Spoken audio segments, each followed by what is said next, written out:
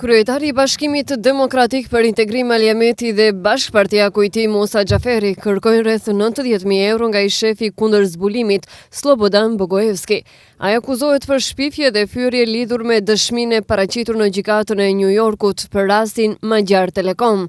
Por Bogojevski tha se akuzat e zyrtarëve të Bashkimit Demokratik për Integrim janë të pabaza, ndërsa tregoi për një letër nga Komisioni Amerikan për Letra me Vlerë, i cili thotë se një gjyqësor i pavarur nuk mund të funksionojë nëse dëshmitarët friksohen për shkak të një deklarate të dhënë para gjykatës. Za kleveta, za iskaz laden nga sudska postapka.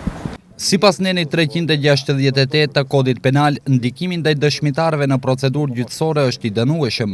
Nëse kjo nuk refuzohet menjëherë, do të ngrejë procedura penale kundër kërkuesve dhe të gjithë atyre që marrin pjesë në këtë procedurë. Nuk mund të padisni askënd për shfyrje ose shpifje për dëshmi të dhënë në procedurë gjyqësore. Seanca e sotme gjyqësore u shtyp për shkak se nuk ishin respektuar afatet për përgjigje ndaj padisë ngritur nga funksionarët e Bashkimit Demokratik për Integrim. Avokatët e Bogojevski thënë se padia është ngritur dhjetorin e kaluar.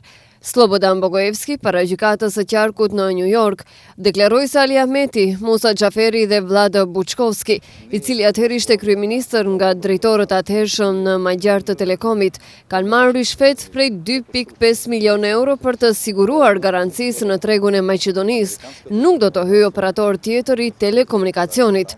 Ndërmjetësuesi në bazë të dëshmisë së Bogojevskit ishte biznismeni grek Dimitris Kondominas.